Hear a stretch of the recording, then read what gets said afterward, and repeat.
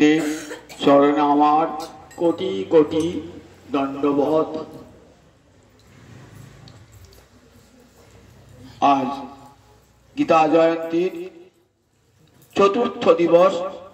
আপনারা সবাই মিলে যে সহযোগিতা করছেন তার জন্য অসংখ্য ধন্যবাদ। আপনাদের চরণে কোটি কোটি দণ্ডবত প্রণাম জানাই।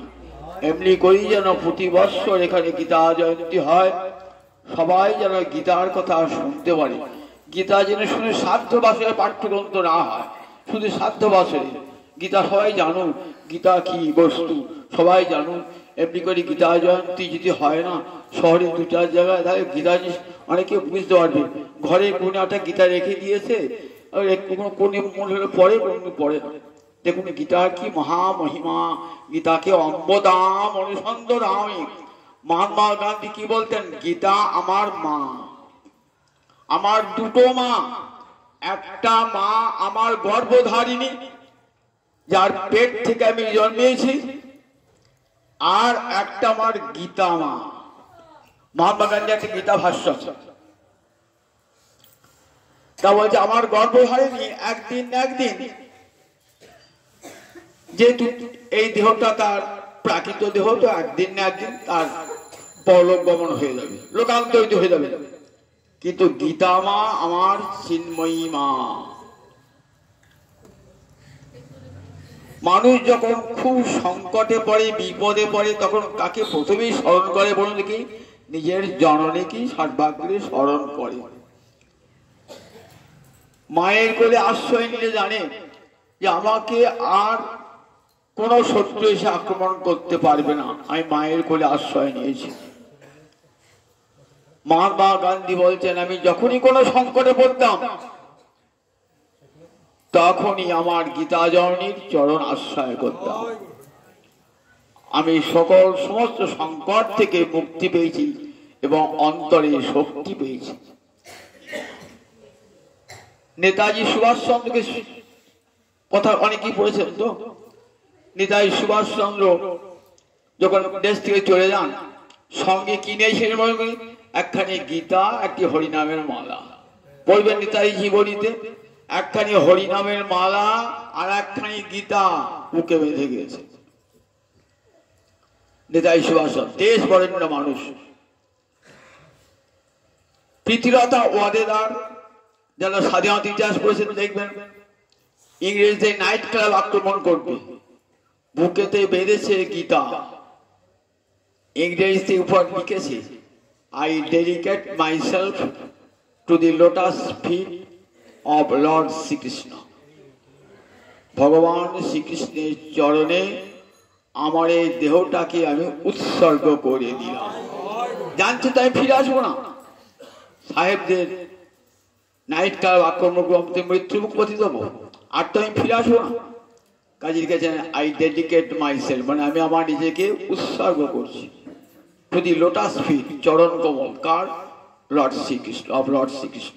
ভগবান শ্রীকৃষ্ণের চরণ কমলে নিজেকে উৎসর্গ করলাম। বিনয় বাদল দীনেশ যারা রাইটার্স বিল্ডিং আক্রমণ করেছিল জানেন তো, ইতিহাস পড়ে দেখবেন। বিনয় বাদল দীনেশ, বিনয়ের ফাঁসি হবে, বিনয় বেঁচেছিলেন, দীনেশ বেঁচেছিলেন। বিনয় আগিয়ে মার্গ দীনেশ, বিনয় বাদল দীনেশ একটু কবি ভাবাপন্ন ছিলেন। দীনেশকে নিয়ে যাচ্ছে ফাঁসির মঞ্চে। তখন দীনেশ গীতার মন্ত্র বলতে বলতে যাচ্ছে, নৈরং ছিন্দন্তি শস্ত্রাণি নৈরঙে দহতি পাবক ন চৈনং ক্লেদন তাপ ন শোষিতি চ মারিত। পুলিশ গুলো বলছে, কি বলছো? তো ভয় করছে না? গান করতে যাচ্ছ? তা বলছে, ভয় করবো কি রে, আমি তো মরবো না, আমি তো মরবো না, আমি আমার এই দেহটা চলে যাবে, আমাকে কেউ মারতে পারবে না, জানিস আমি ছিলাম, আমি আছি, আমি থাকবো। নয় রঙে ছিন্দন্তি শস্ত্রাণি, জানিস আমাকে কেউ অস্ত্র আঘাতে ধ্বংস করতে পারবে না, আমাকে জল ক্লেদ দান করতে পারবে না, বায়ু শোষণ করতে পারবে না। বাংলাদেশের মাস্টারদা সূর্য সেন ফাঁসি পড়াচ্ছে, জল হাত, পাটাটা খুলে দেবে, পড়ে যাবে, সঙ্গে মৃত্যু হবে। গীতার মন্ত্র নায়ং আত্মা হন্যতে ন হন্যমানে চ, গীতার শ্লোক পাঠ করছে। কি বলছো? বলছে আমি মরবো না রে, আমাকে কেউ হত্যা করতে পারে না। হাসি মুখে বন্দে মাতরম বলতে বলতে প্রাণ বিসর্জন করলেন। মা তোমার চরণে জীবনটা উৎসর্গ করলাম। দেখুন এই সমস্ত বীর পঙ্গবেরা কেমন করে, শহীদ ক্ষুদিরামের নাম শুনেছেন তো? ক্ষুদিরাম 7-8 পর্যন্ত পড়েছিল। ক্ষুদিরাম তখন ক্ষুদিরামের ফাঁসির রায় হবে। ক্ষুদিরাম আসামির কাঠ গড়ায়। সাহেব বলছে তোমার কি দণ্ড হবে জানো? বলছে জানি সাহেব। আমার কি দণ্ড হবে? আমার দণ্ড তো ফাঁসি, ধরা যখন করিস ফাঁসি তো হবে। কিন্তু সাহেব হাতে একটা গীতা বাহাতে। বলছে দেখো সাহেব, আমার ভয় করে না, আমি শতবার মৃত্যুবরণ করবো এই গীতা হাতে নিয়ে। নই রং ছিন্দন্তি শস্ত্রাণি নই রং দহতি পাব। গীতার তারা কত বড় শক্তি একটা বুঝলো একবার, যে গীতা তখন এই ভারতবর্ষের সহস্র সহস্র মানুষকে কেমন করে শক্তি দান করেছিল এই গীতা। লোকমান্য তিলক লিখছেন যে মা আমি তীর্থক্ষেত্রে আছি জেলে। কেন না এইখানে বসেই ঋষি অরবিন্দ কৃষ্ণ দর্শন করেছিলেন। স্বয়ং গোবিন্দ এসে ঋষি অরবিন্দের হাতে গীতা দিয়ে গিয়েছিলেন। বলছেন মা আমি তীর্থে রয়েছি, যেখানে স্বয়ং ঋষি অরবিন্দ ছিলেন। আর ঋষি অরবিন্দের স্বয়ং গোবিন্দের সঙ্গে ঋষি অরবিন্দ সাক্ষাৎ দর্শন হয়েছিল, হাতে গীতা দিয়ে গেছিলেন। তাহলে কোন গীতার কত মহামহিমা, এগুলো সব আমরা জানি না বলে ভাবি ওই গীতা ওই মরার সময় পড়তে হবে। গীতা মরার সময়, আর কোনো গীতার যেন আর কোনো মূল্য নেই। ওই মরার সময় একবার সাথ দিয়ে পুরী দেশে কোন কোন করে একটু পড়ে দেবে, কোন ঘরে কোনে বসে। কিন্তু গীতার কত মহামহিমা থেকে দেখুন। যারা দেশ বরেণ্য নেতা জগতে বিদগ্ধ পণ্ডিত জার্মান পণ্ডিত ম্যাক্স মুলার গীতার কি অপূর্ব ব্যাখ্যা করেছেন, পড়ে দেখবেন। জার্মান পণ্ডিত ম্যাক্স মুলার গীতার কি ব্যাখ্যা করেছেন। আজও ভারতবর্ষ কেন, ভারতবর্ষের বাইরে কত বড় বড় পণ্ডিত গীতার কত সুন্দর সুন্দর ব্যাখ্যা দিচ্ছেন আজ পর্যন্ত। গীতাকে তারা নিজেদের ঘরের গ্রন্থ বলে গ্রহণ করেছেন। তাই গীতা এমনি করে আপনারা শুনুন, পড়ুন। কেন এই গীতা জয়ন্তী করার উদ্দেশ্যই সবাই গীতার সম্বন্ধে জানুক এই বলি। তাই যাই হোক, আর বাগ আরম্ভ করবো না। আমি সামান্য গীতা একটু কথা বলি। গীতার 3য় অধ্যায়ে অর্জুন একটা প্রশ্ন তুলেছেন। আগের দিন বলেছি যে পার্থ বৎস সুধীর ভোক্তা দুগ্ধং গীতামৃতং মহৎ। উপনিষদ হলো গাভী, গাভীর বাটে মুখ দিলে তবে দুগ্ধ ক্ষরণ হয়তো। তাহলে এই যে উপনিষদ গাভীর বাটে মুখ দিচ্ছে, কে বলুন দেখি একবার? অর্জুন মুখ দিচ্ছে। বাটটা না ঠোকরালে পরে দুধ বেরিয়ে আসবে না। তাই মাঝে মাঝে অর্জুন প্রশ্ন করছে, মাঝে মাঝে অর্জুন প্রশ্ন করছে, যাতে কৃষ্ণের মুখ নিশ্চিত হয়ে আসছে গীতা। অর্জুন কথা শুনতে শুনতে বলছেন অথ কেন প্রযুক্ত পাপন চরতি পুরুষ, অথ কেন প্রযুক্ত অয়ং পাপন চরতি পুরুষ অনিচ্ছন ইব বার্ষ্ণেয় অনিচ্ছনপি বার্ষ্ণেয় বলাদ ইব নিয়োজিত। আচ্ছা গোবিন্দ, কেন প্রযুক্ত, কার দ্বারা প্রযুক্ত হয়ে আমরা পাপ করি? পাপন চরতি অনিচ্ছনপি, আমি তো পাপ করতে চাই না। অনিচ্ছন অপি তথাপি কে যেন জোর করে বলা দিব, জোর করে আমাকে পাপ করায়। আমি পাপ করতে জানি এটা পাপ। আমরা অনেক জ্ঞান অর্জন করি, অনেকে উপদেশ দান করি, আবার যাকে উপদেশ দান করছি সে ওখানে অন্যকে উপদেশ দান করতে পারে। জেনে শুনেও উপদেশ জীবনে পালন করতে পারি না, আবার পাপের পথেই পা দিই। অর্জুন এমন একটা প্রজেক্ট অথ কেন প্রযুক্ত অয়ং পাপ চরতি পুরুষ। মানুষ পাপটা করে কেন? ইচ্ছা না থাকলেও পাপটা করে কেন? ভগবান উত্তরটা খুব সংক্ষেপে উত্তরটা দিলেন একটি শ্লোকে। পরবর্তী শ্লোকগুলি তারই বিস্তার ঘটিয়েছে। কাম এষ ক্রোধ এষ রজগুণ সমুদ্ভব। বলেন কামনা আর ক্রোধ এরা রজগুণ থেকে উৎপন্ন হয়। এখন গুণ বললে আমার মনে প্রশ্ন আসবে, গুণটা কি? না, প্রকৃতির তিনটে গুণ আছে। এটা চতুর্দশ অধ্যায়ে শুনবেন বা বাড়িতে পড়বেন। চতুর্দশ গীতার চতুর্দশ অধ্যায়ে গুণত্রয় বিভাগ যোগ। প্রকৃতির তিনটে গুণ আছে, সত্য, রজ আর তম। সত্যগুণে কি হয়? জ্ঞান হয়, সুখ হয়। রজগুণে কি হয়? না, সংসারের প্রতি আসক্তি বৃদ্ধি প্রাপ্ত হয়, ক্রোধ বৃদ্ধি প্রাপ্ত হয়, হিংসা বৃদ্ধি প্রাপ্ত হয়। তমগুণে কি হয়? আলস্য, প্রমাদ, অনবধানতা, এগুলো সব রজগুণে। আরো বিস্তার করে বলা আছে, সংক্ষেপে বললাম। দেখবেন এই তিনটে গুণ প্রকৃতি। আমাদের দেহটা এই প্রকৃতি থেকে পাওয়া। প্রকৃতির যে পাঁচটা গুণ আছে, ক্ষিতি, অপ, তেজ, মরুদ, বম, আমার দেহ দেখবেন এই পাঁচটাই আছে। ক্ষিতি মানে মাটি, অপ মানে জল, তেজ মানে অগ্নি, মরুদ মানে বায়ু, আর বোম মানে আকাশ। এই পাঁচটা উপাদান আমার মায়ের আছে, প্রকৃতি মায়ের, আমারও আছে। মায়ের সমস্ত গুণ শিশু পায়, মায়ের যার দেহের সব গুণ পায়। মায়ের অশক্তি, শিশু পুষ্টি। ঠিক তেমনি প্রকৃতি মা থেকে আমরা জন্মেছি, তো ওই প্রকৃতি মায়া মা যা দিয়েছে সেই দিয়ে আমার দেহটা গড়া। তার সঙ্গে মায়ের তিনটে গুণ, সত্য, রজ, তম, এই তিনটে গুণ আমার মধ্যে ঢুকেছে। তিনটে গুণ যদি সমান ভাবে থাকে তা একটা সুস্থ মানুষ হয়। কিন্তু দেখবেন তিনটে গুণ আমাদের মধ্যে সমান ভাবে থাকে না, কোনটা বেশি কোনটা কম। এখন হলি তখন কেমন বিশৃঙ্খল অবস্থার সৃষ্টি হয়। আপনি রান্না করছেন, তো আপনি বলেন পুষ্টুর তরকারিতে খাইতে নুন ঢেলে দিলেন, সামান্য একটু নুন দিলেই হয়।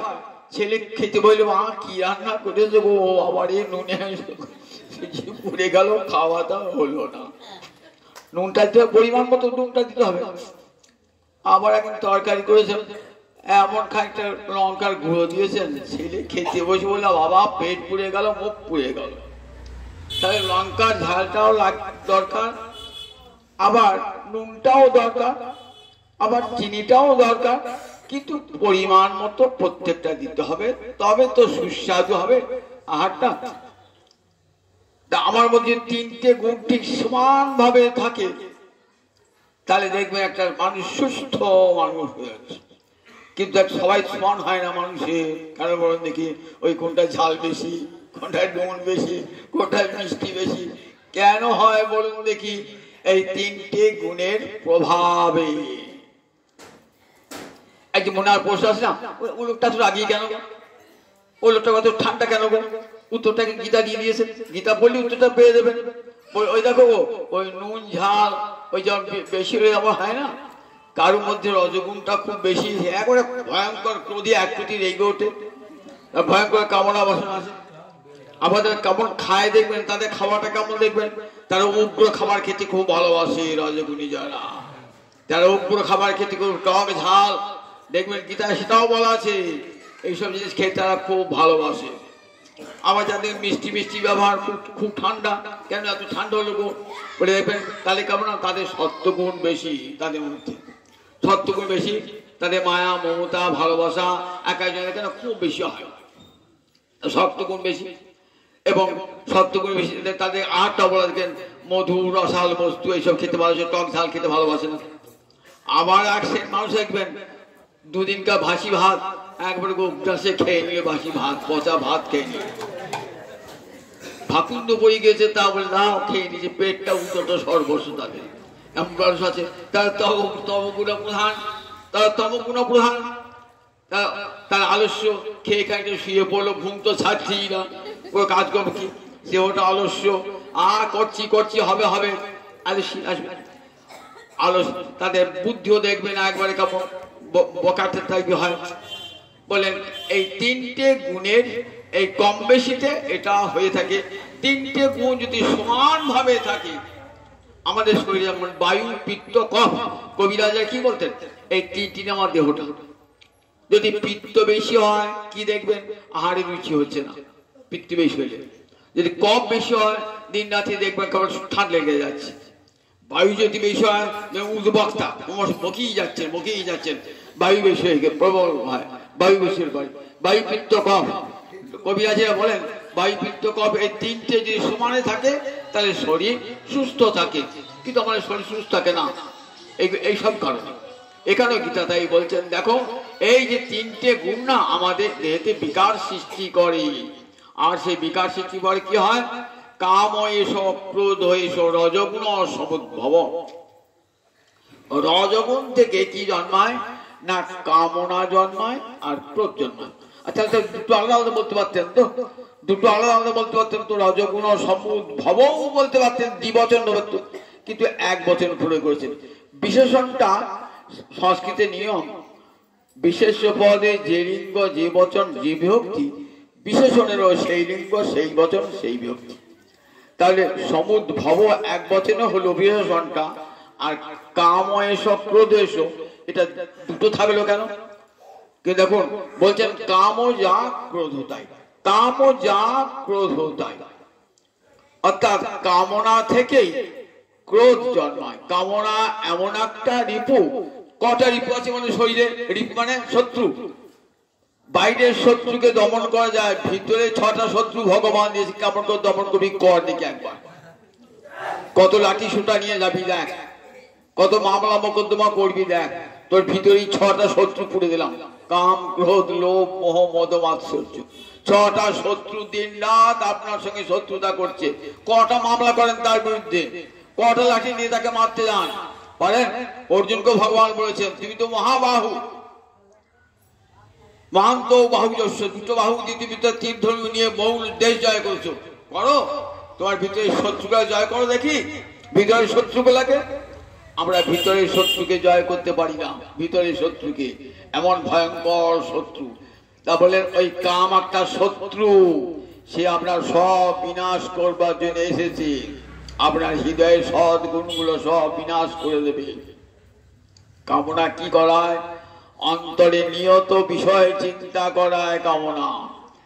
এই 2য় অধ্যায় পড়েছেন তো স্থিতপ্রজ্ঞ যোগে, ধ্যায়ত বিষয়ান স্পুংস সঙ্গস্তে সুপজায়তে, সংঘাত সঞ্জায়তে কাম, কামাৎ ক্রোধোভিজায়তে, ক্রোধাৎ ভবতি সম্মোহ, সম্মোহাৎ স্মৃতি বিভ্রম, স্মৃতি ভংসাৎ বুদ্ধিনাশ, বুদ্ধিনাশাৎ পুনঃসতি। কাম কেমন করে আপনাকে জীবনের শেষ পথে নিয়ে যায় দেখুন একবার। একটা উদাহরণ গল্প বলি। সতীশ বাবু বলে এক ভদ্রলোক, তিনি চাকরি করে, একটা বড় সরকারি চাকরি করেন, মেলা বেতন পান, আবার দেশের বাড়িতে মেলা জমি জায়গা বাড়ি ঘর আছে। তা কলকাতায় থাকেন, বাড়িঘর, দেশে বাড়িঘর যান না। বাড়িঘরগুলো যে জমি জায়গাগুলো কি করে না, দেবত্ব সম্পত্তি সব, ব্রহ্মত্ব সম্পত্তি সব করা আছে, সেই ও ভোগ করে। আর দেখে লোকে যে বলে আমরা এত সম্পত্তি দেখেন, ও কার জিনিস কে খায়, ভগবান কাকে কি খেতে দেন বলে উড়ি দেন, মেলা মাইনে পান তো। এবার চাকরি থেকে অবসর প্রাপ্ত হয়েছেন, আর মাইনে নেই, পেনশন হয়ে গেছে। তখন মনে মনে হলো যে এতগুলো টাকা পেতাম আর তো পাই না, তাহলে দেশের বাড়ি যায়, যে কিছু জমি জায়গা দেখলে কিছু আয়টা বাড়বে। এই অন্তরে দেখুন বিষয় চিন্তা করতে করতে কামনা এলো, আসক্তি এলো। এইবার বিষয় গেল, বিষয় তার নাই। এবার কে দেবত্ব সম্পত্তি ভোগ করছে, ব্রহ্মত্ব সম্পত্তি, তার দেবে কেন, তারা ছাড়বে না কিছুদিন। তখন কি করবেন, দেবত্ব সম্পত্তি বিক্রি হয় না, কি করলেন, দলিল জাল করতে আরম্ভ করলেন। দলিল জাল, তাহলে সেটা মারামারি লাঠাটি হলো না, সেটা মামলা মোকদ্দমা আরম্ভ হলো, দলিল জাল করতে আরম্ভ করলেন। এরপরে কি হলো, একদিন এত বড় লেখাপড়ার লোক, জানা লোক, যে আচ্ছা আমি দলিলটা জাল করলাম, এতে আমি ধরা পড়লে একদিন, ধরা পড়লে আমার জেল হবে। কোথায় জমি ভোগ করবো? জেল ভোগ করতে হবে। বুদ্ধি নাশ হয়ে গেছে, দেখেছেন তো? কেমন ধ্যায়ত ভীষণ সুস্থ সঙ্গস্তে শুভজায়তে সংঘাত সঞ্জায়তে আসক্তিতে কামনা, কামনা থেকে ক্রোধ হলো, আমার জমি তুমি খাবে, ক্রোধ হলো, ক্রোধের বসে মারামারি লাঠায় শেষ পর্যন্ত মামলা। ক্রোধাগ্নি সম্মোহ, এমন মোহ এসে গেল সম্পত্তির প্রতি, তাতে বুদ্ধি ভ্রংশ, বুদ্ধিটাও চলে গেল। যে আমি জাল করছি, জাল করিয়ে ধরা পড়ে যায়, বুদ্ধি না সাত পুনঃসতি, ধরা পড়ে গেলেন, মামলা হলো, ধরা পড়ে গেলেন, জেল খাটলে গেলেন। কোথায় নিয়ে গেল দেখুন। এই যে মানব জীবন না, একটা আছে উপরের দিক আর একটা নিচের দিক, মানুষ আছে মাঝখানে। উপনিষদের ভাষায় এই অংশটাকে কি বলছেন? অন্নময়, প্রাণময়, মনোময়, বিজ্ঞানময়, আনন্দময়, পাঁচটা কোষ। অন্নময় আর প্রাণময় এই দুটো কোষ কোথা আছে না? নিচে বৈশ্যানর ভূমিতে। মানুষ আছে মনোময় ভূমিতে, আর একটা ভূমি আছে বিজ্ঞানময় আনন্দময়, সেটা উঁচুতে। আপনাকে ভগবান মানব জন্ম দিয়েছেন তো, এই জন্মে আপনি ইচ্ছা করে উঁচুতে উঠতে পারেন, আবার ইচ্ছা করে নিচুতে নামতে পারেন। যদি ভাবেন উপরে উঠবো, তাহলে উপরে যত উঠবেন তত আলো, বরেণ্য ভর্গ দেখবেন, বরেণ্যতে দর্শন করবেন। যত উপরে উঠবেন তত আলো, তত আলো, তত আলো। আবার যত নিচে নামবেন, অন্ধমেতম প্রবিশন্তি যে কে চাঁদমোহন, পাতালে নামতে হবে। উপরে যত উঠলে উঠবেন তত আলো পাবেন, আর যত নিম্ন লোকে নামবেন তত অন্ধকারে তলিয়ে যাবেন। আর মানুষ রয়েছে মাঝামাঝি অবস্থায়। ভগবান কেমন সুযোগ দিয়েছে দেখুন। এই মানব জন্ম, ইচ্ছা করলে তুমি গোলকে বৈকুণ্ঠে চলে যাবে, আবার ইচ্ছা করলে তুমি নরকে নেমে যাবে।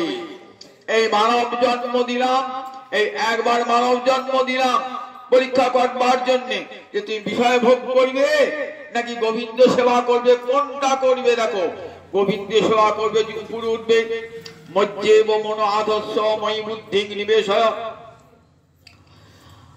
মজ্জেব নিবশিষ্যসি অত ঊর্ধ্বং ন সংশয়।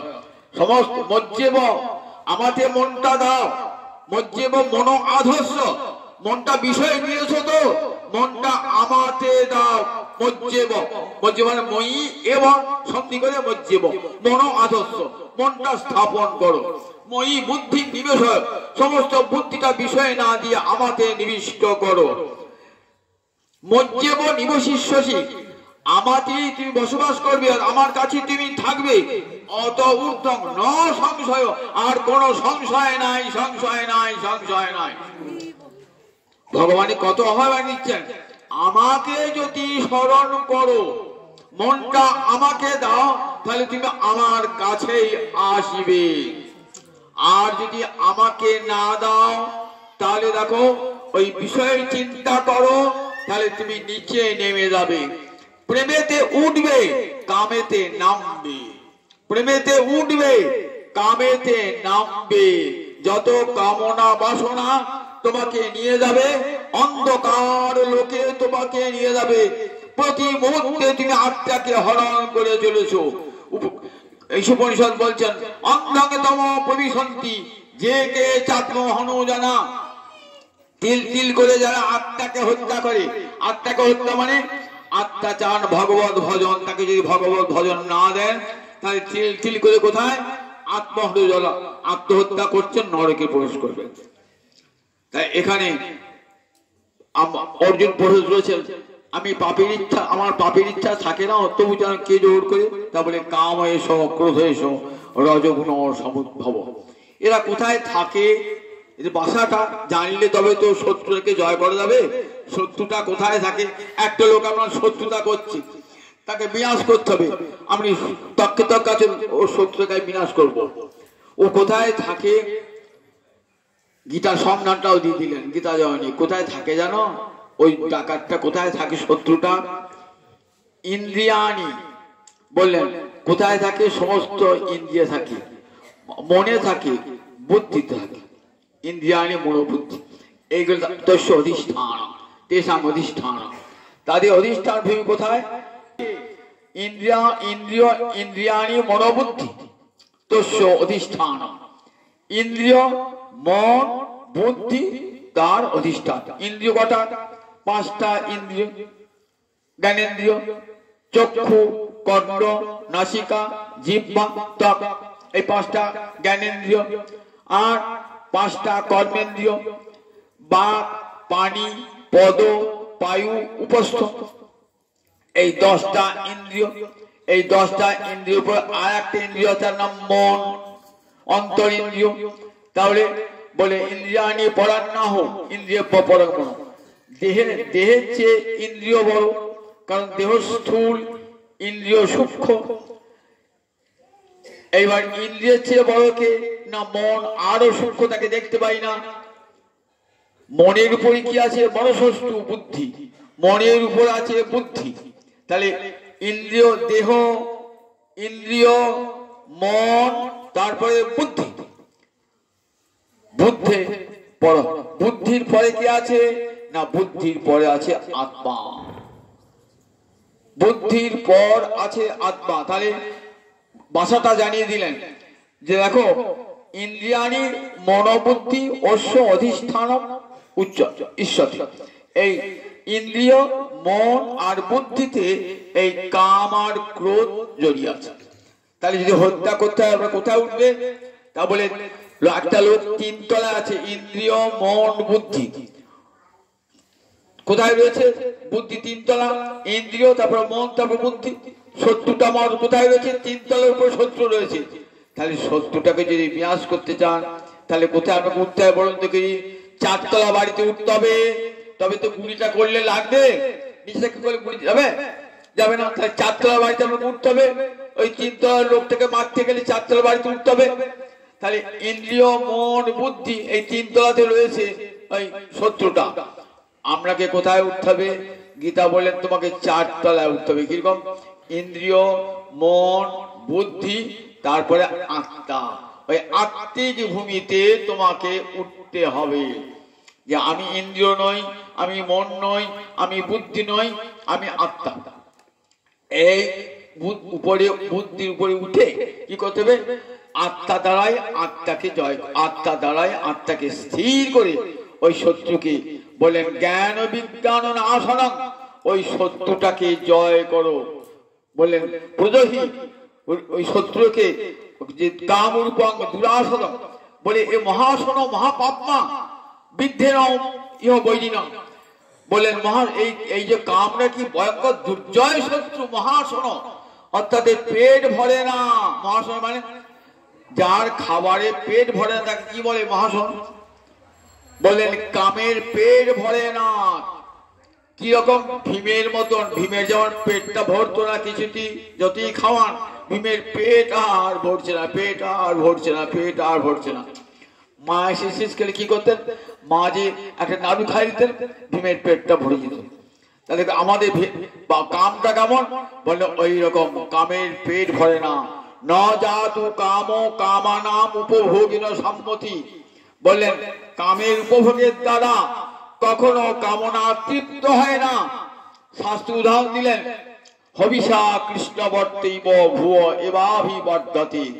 আগুন জ্বলছে, আনবেন নিভিয়ে দিই, আপনি ঘি ঢেলে, কাছে জল জল নাই, ঘি আছে, ঢেলে ঘি নিব। ও বাবা, নিবুব কি? আগুনটা তো আরো বেড়ে উঠলো। ঠিক তেমনি কামনাকে যদি কামনার বস্তু দান, কাম্য বস্তু দান করেন, তাহলে কি হবে? না কাম বেড়ে বেড়ে যাবে।